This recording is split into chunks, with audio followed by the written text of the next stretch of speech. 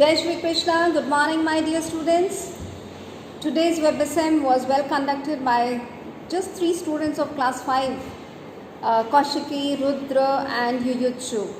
So we are thankful to the class teacher, their dance teacher, their music teacher. Under their guidance they are able to come up to our expectations.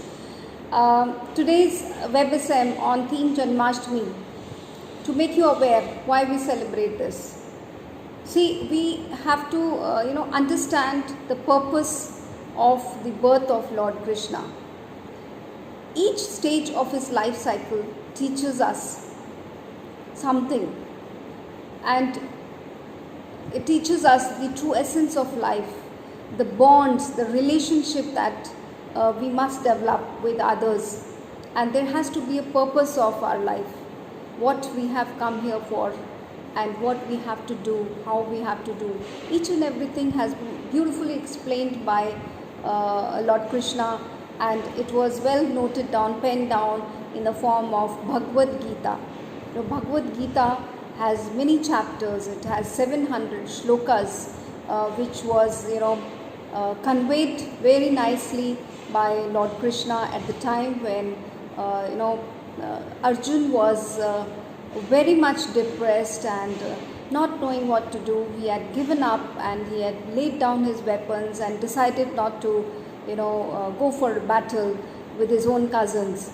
That is the time when Lord Krishna gave him the direction, motivated him that this is the duty of Arjun, and the Kauravas had a destined to be destroyed. It is already there in their fate. So it's better that what the purpose is for of Lord Krishna, that he able to convey to the people, to the public, that each one of us has to live with a purpose.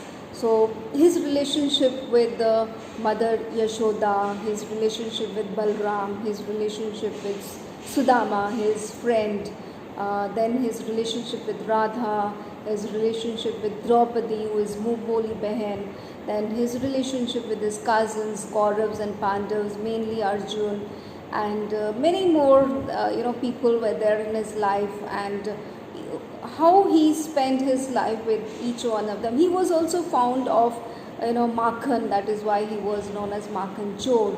And the festival of Dahi Handi, it is celebrated very nicely in our country just because of that. Lord Krishna was fond of Makhan, and he, with his friends, he used to rise on top to get hold of the Makhan, which his mother used to hide from him. So he was also fond of flute, and he developed a habit and a hobby of playing beautifully, melodiously the flute when he used to take cows for his grazing. And he was also considered to be the savior. Why so? Because he saved the public from the clutches of Kans, who was very evil in his deeds. And then he was able to save the public from Sheshnag, and also from the floods. And of course many more such incidences you will come across when you will study, will read his life history. It's very beautifully portrayed in Mahabharata. So if you happen to read it slowly and steadily in your life, you must go through each and everything. And let's not forget that we must promote our culture. We must keep this culture lively and celebrate it with a lot of enthusiasm. And that is what I need to say. Just one last slok I would like to read before I conclude, and that is it is taken from Mahabharata, that is Bhagavad Gita. Yada yada hi dharmasya glanirmavati bharata abhyuthanam dharmasya tatmanan srujanmaham. What does it mean? What does it mean?